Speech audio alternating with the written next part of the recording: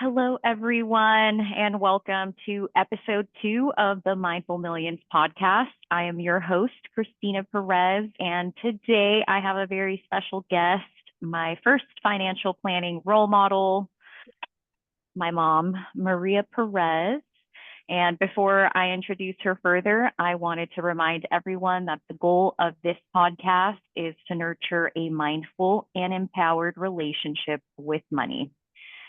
So, to start the introductions, my mother, Maria Perez, is a Mexican immigrant born and raised in Guadalajara, Mexico. She immigrated to California when she was a teenager, and that is where she met my father, Roberto. And through high school, she started working and also learned a lot, in terms of a work ethic, from her father, Daniel, my grandfather, who was an entrepreneur himself. And after his passing, my mother helped administer his trust.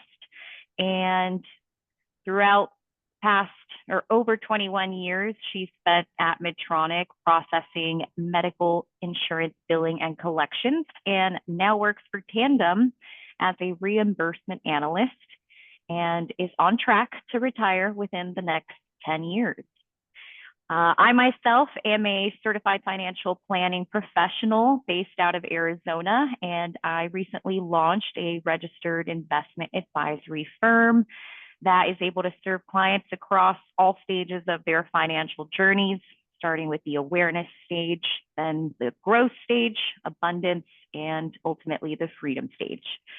And today's episode is all about budgeting.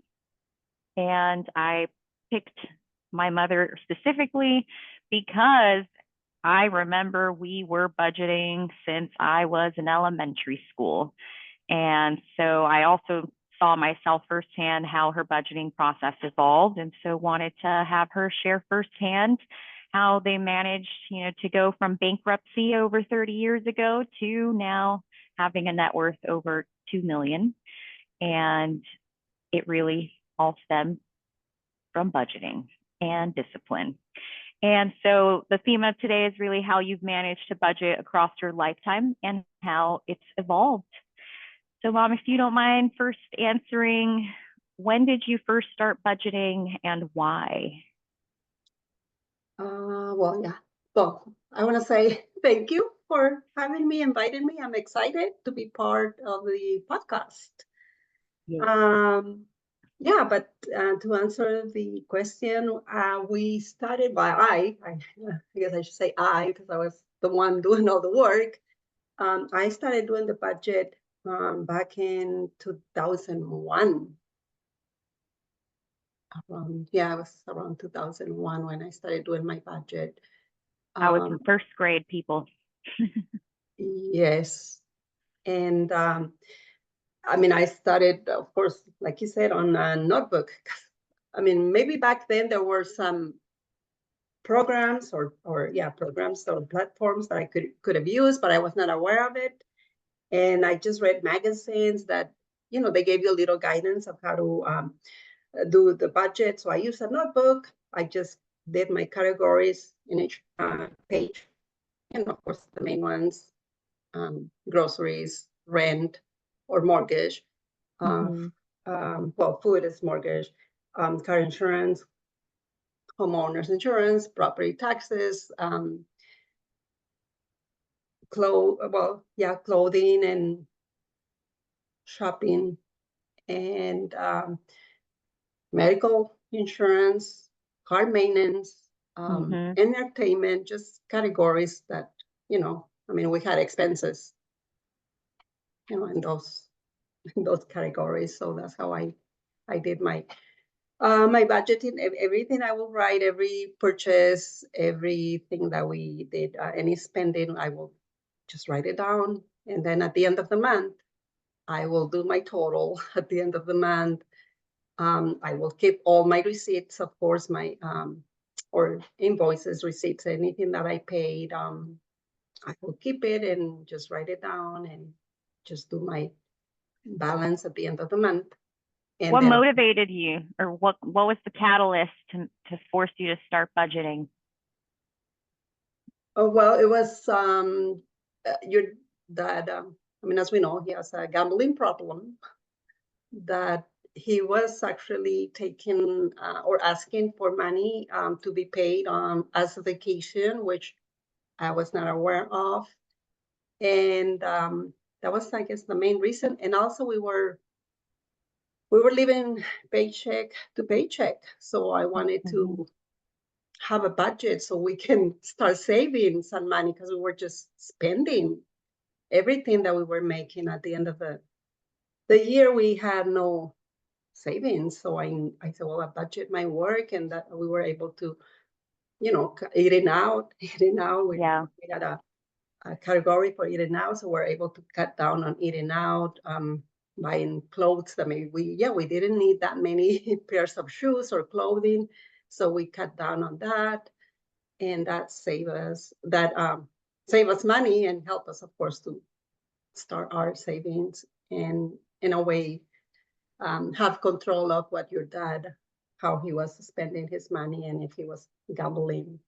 Yeah, you started tracking the cash flow.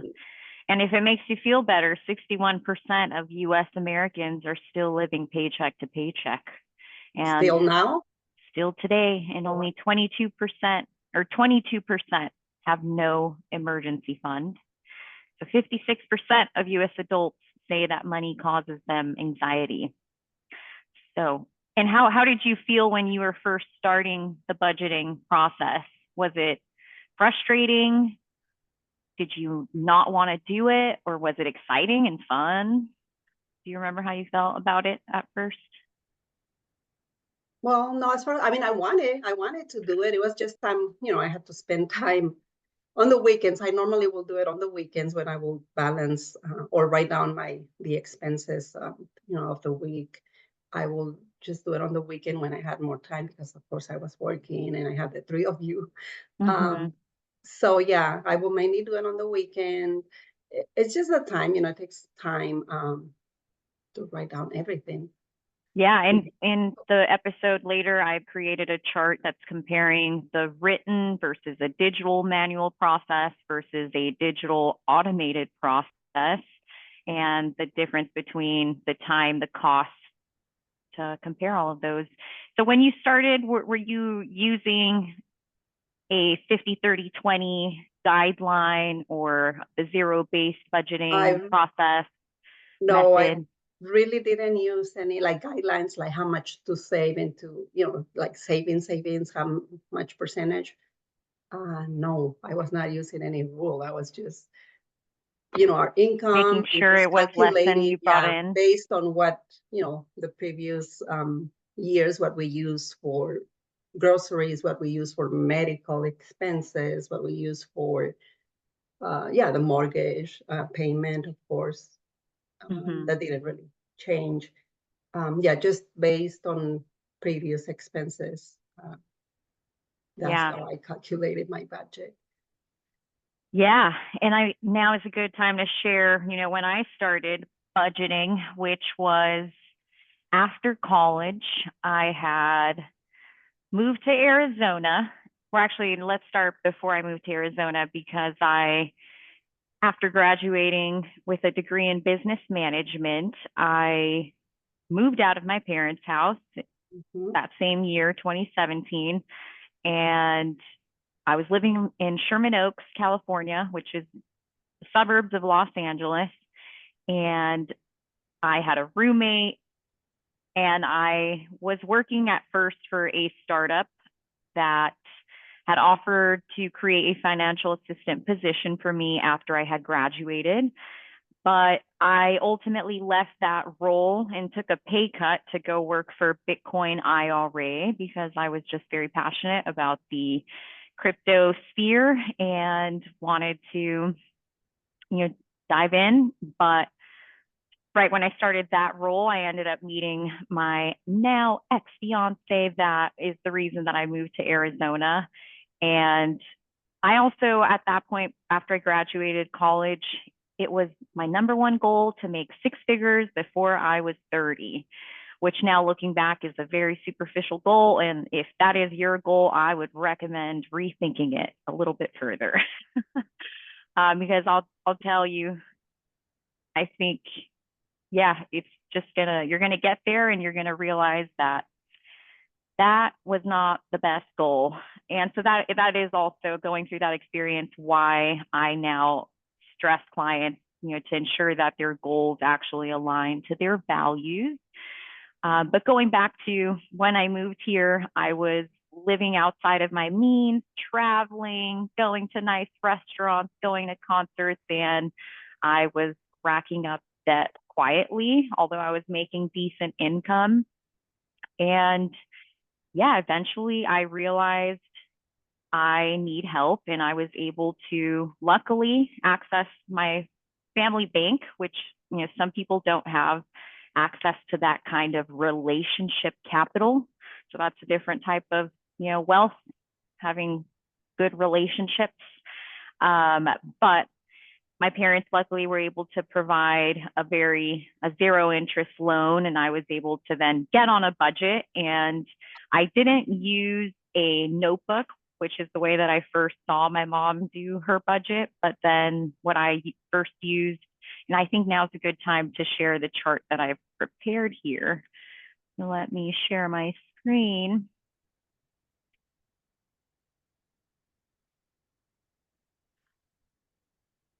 So here we're comparing a written, which is what my mom was using back in 2001, and a notebook, which, as she mentioned, required a high time commitment. But the benefit is that it's low cost. You can literally get started today if you just had a notebook. The benefits are it creates awareness, it enhances memory and reflection, and it's fully customizable since you're writing everything down. The method that I used once I started budgeting, so this was in 2019, I had about 14,000 of debt to pay back, and I used an Excel sheet, but following almost the same exact, method.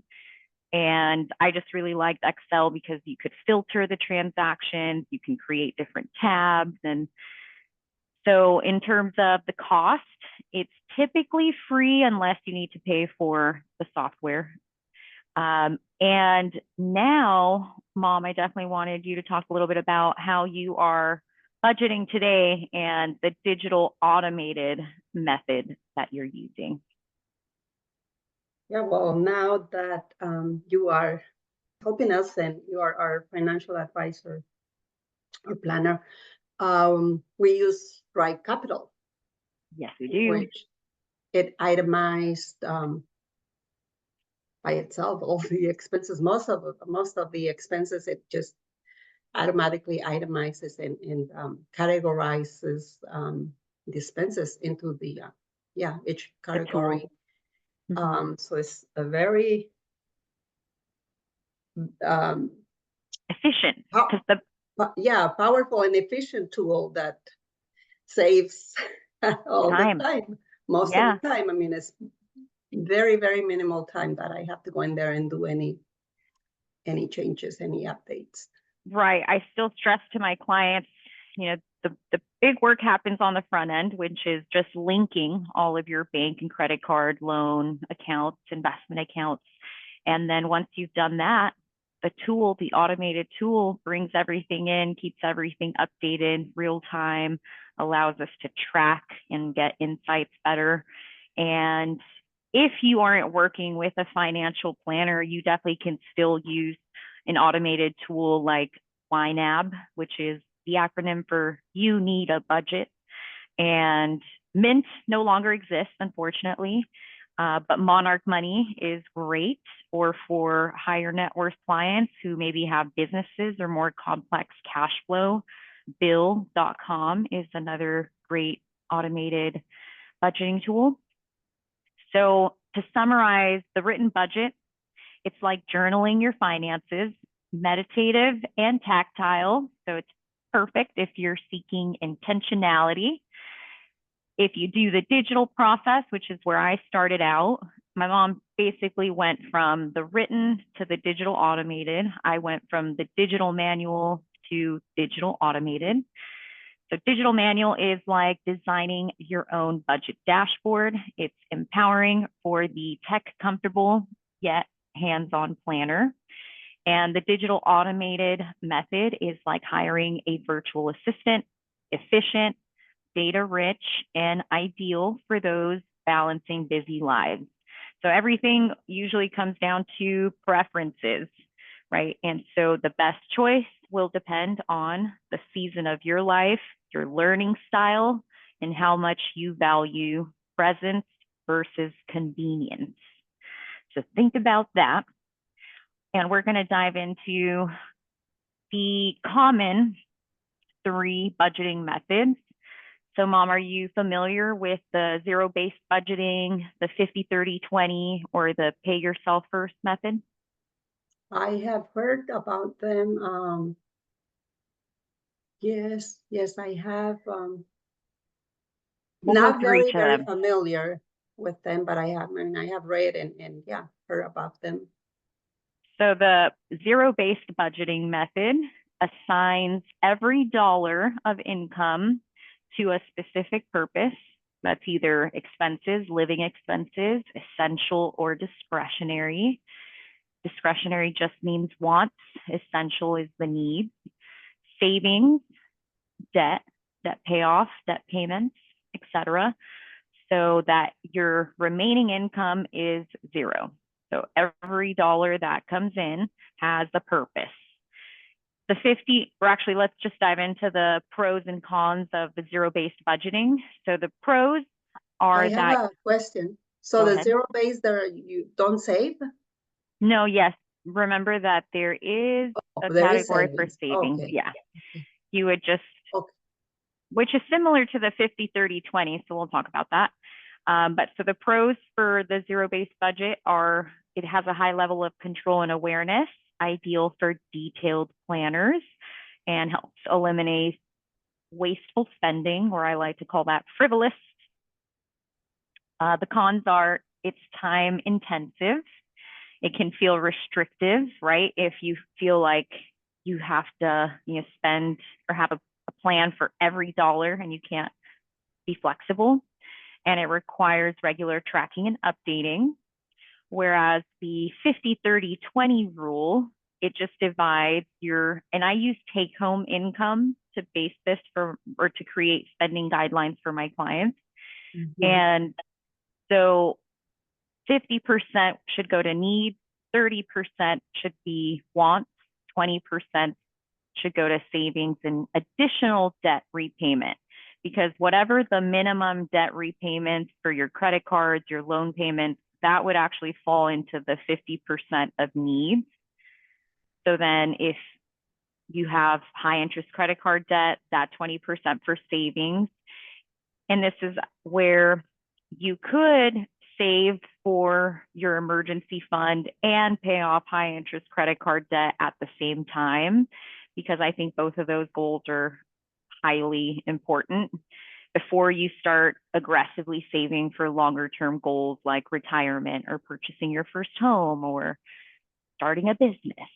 But the 50-30-20 rule is definitely the one that I recommend to my clients, but that's just the starting guidelines. It is actually very common for young people who aren't part of the FIRE movement and don't want to retire early, for them to maybe spend 60% on essentials and 30% on wants and only save 10%. Although I would encourage you to start saving more sooner so that you can save less later, because that's also a better strategy in general. But yeah, and really what I help clients figure out first is where are they relative to those guidelines? And a lot of the times it turns out their fixed expenses are higher than 50%, and that's why they don't have more money to travel and eat out and shop, right? Because they're buying too much house, they're getting too much car, and that is causing their fixed expenses or nowadays we have a lot of students and young professionals carrying student loan debt, and those payments fall into the 50% of needs. And the cons of the 50-30-20 is that it might be too general for complex financial goals. So the last method, have you heard of the pay yourself first? Yes. Which is setting aside a portion of your income for savings and investing before spending anything else. I really like this method too, because I think you could use a combination of the pay yourself first and the 50-30-20, like 50-30-20 to figure out what is the 20% that I can automate, right? And save that. And so that's really why I highlighted those two in green, because I think the more that you can automate your savings and have it without you having to spend any additional time placing those transactions or transfer requests, that is how you're going to build wealth while you sleep. Mm-hmm. So go ahead. The pay yourself first is not 15%. I mean, the recommended percentage, I thought it was 15%. So the golden savings rule, and investments. The Wealthy Barber was one of the first finance books I ever read. And if you read many self-help finance books that were written decades ago, they would say that save 10% of all you earn for retirement. But you're right, that is no longer enough. And we would recommend at a minimum 15%. But keeping in mind that I mentioned, or I don't think I did mention, that the 50-30-20 rule, I would apply to your take-home pay. So hopefully you have access to an employer-sponsored retirement plan, or for example, you do. Mm-hmm. And so you're able to put away, right now you're doing about 10%. So therefore, the 20% that I'm recommending from your take-home pay is on top of that 10%. So you're already doing great. Okay. But yes, I definitely would recommend aiming for 15% of your gross annual income, saving that for retirement and long-term goals if possible.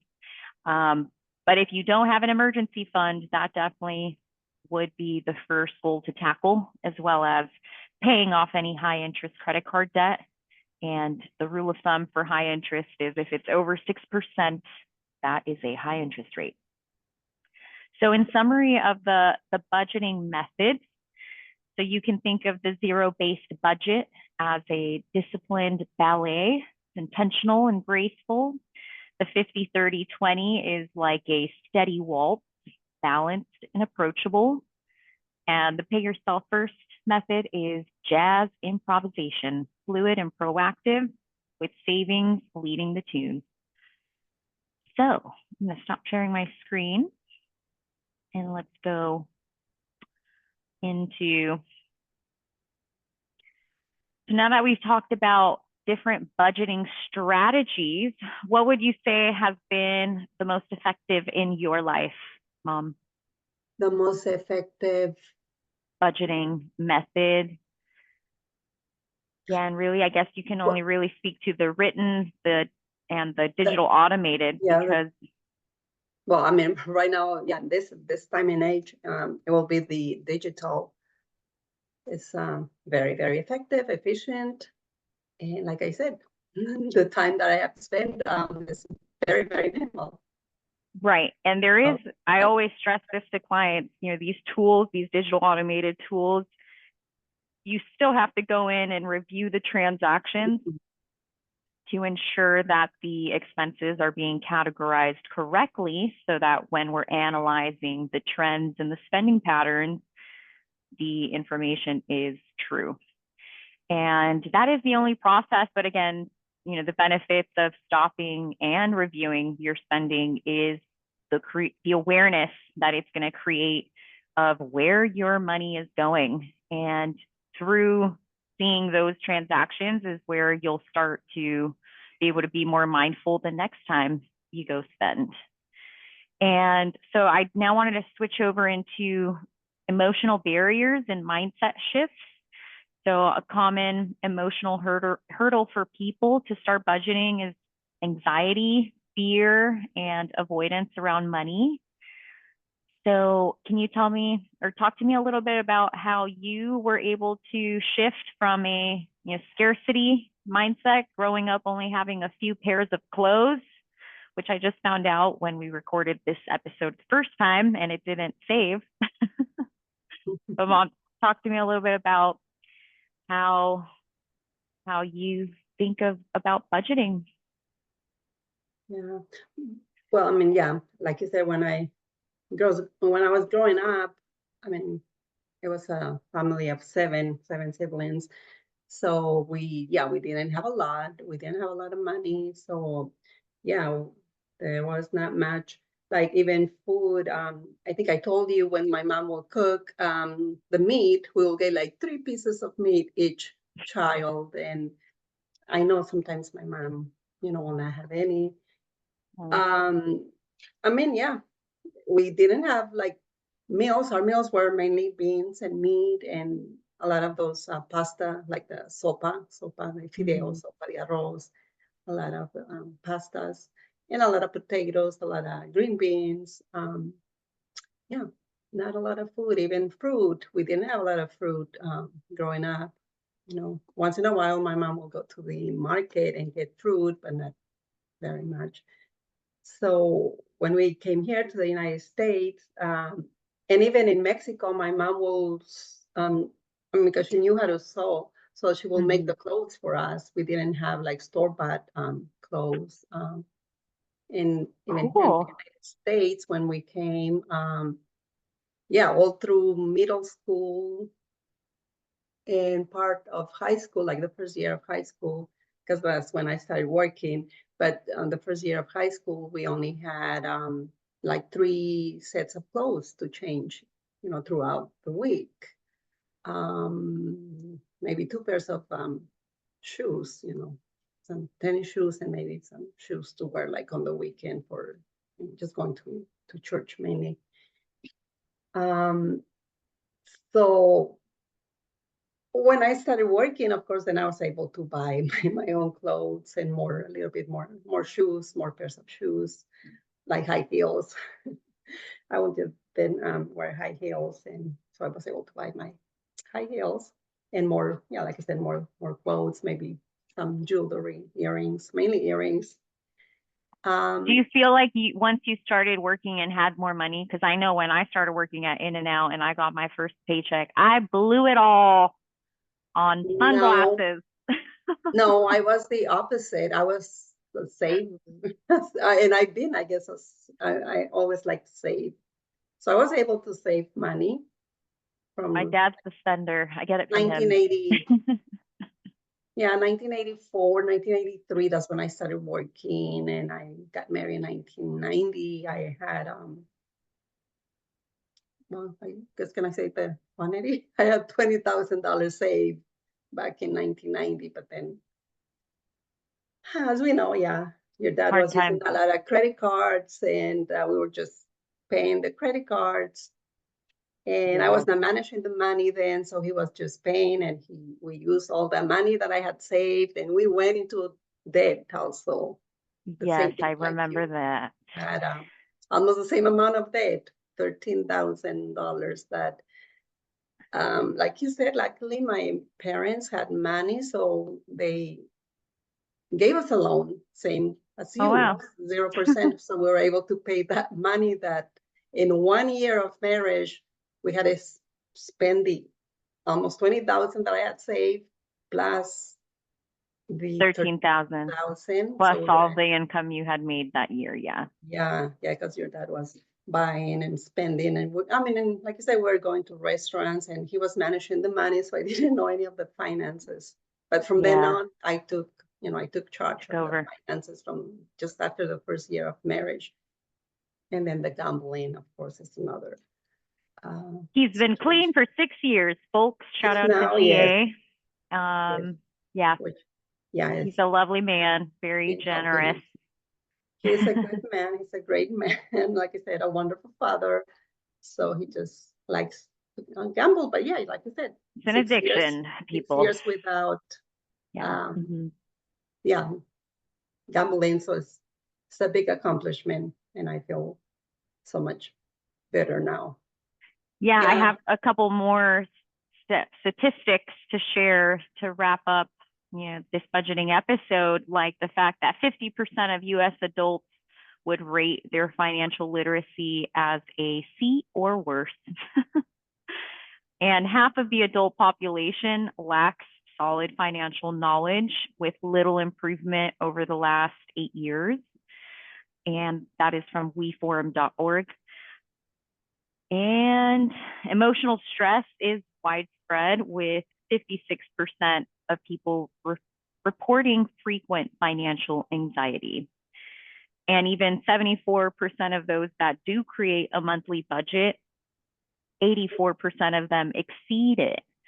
So that's again why I also stress the consistency piece to the budgeting process, because the budget is just the guidelines, and it's process of consistently showing up and investing the time of stopping to review your spending, which is where you're going to be able to create that awareness and then that control, because what gets measured gets managed. And so I wanted to end by having people reframe budgeting as not thinking of it as a restriction, and instead think about it as a choice to realign your cash flow and direct it towards your priorities and your dreams. And so the last thing we talked about is, what is one small mindful financial habit that you are going to start over the next 30 days? Mom. Oh, well, I guess we talk about start reading, which is investing in wisdom, like financial, books on financial education, because I mean, even though I like to save, I mean. And what book did you get in the mail? What book did you guys get in the mail today? Oh, I got my book of The Psychology of Money. Psychology of Money and by Morgan Housel, and Die with Zero by Bill Perkins. And that's because my parents are good books that I can start reading and learning more, and just we also got some journals from you. Yes, and that is a welcome gift for being a Mindful Millions client. Yes. I appreciate your support so much. And I'm not sharing my screen, which is great. So, Mom, what are some final words that you would say to someone that is just getting started with their budgeting process? What words of wisdom do you have? Well, of course, you just need to start. You can start like you said, or on a notebook. If you don't have the access to a tool, a digital tool, or platforms online, you can just start with a notebook in the meantime, and just start, and little by little, you'll see where the money is going, and make changes accordingly to your, a lot of us, to our goals, our plans, our values. Yes, you can start there, and it's just gonna feel so much better, because I can say it from my own experience. How soon before you felt the peace of mind? How soon from when you started budgeting? Months? A year? I will say the first year, after I was able to see how much we were able to save in the, the first year. We were not saving a lot, maybe $800 to $1,000. But then I got, I guess I can say I got better at budgeting. I said, well, we can save a little more on eating out. We can save a little more on entertainment. And then we were able to save more as the years, went by. All of those categories become levers that you can better with time, as you do it over and over. You can say, okay, I can cut down on this, I can cut down on that, and save. And I guess that's not true, because there are certain essential fixed expenses that Yes. you can't Oh, I know. negotiate down. Yeah, but like I said, entertainment, you don't have to go out to the movies every 2 weeks or every month. You can Right.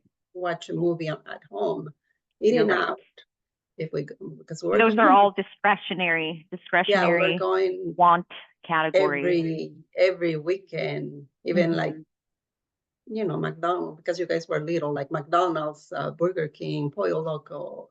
I mean, we will Yeah. not go to like big restaurants, but every single For a family of weekend, five, yeah. it adds up. So Mhm. if we did it two times a month, then right there we're cutting down. We Right. were cutting down. So Well, there's Mom, I thank you so much for taking that on so many years ago. 24 years ago, was when you started your yes, budgeting process. And I am so and glad it's that now I can working. help you with it. And now we've upgraded to an automated process to save you That is time true. and effort. And they're one of my best clients in terms of staying under budget. So thank you for being a mindful spender as well.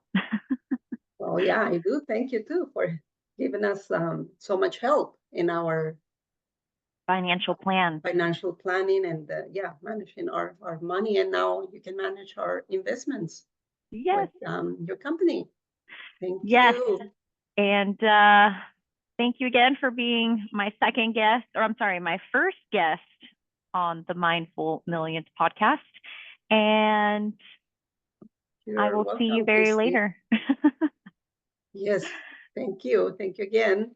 You're welcome. Happy 4th of July. Yes, happy 4th of July to you too. Bye bye.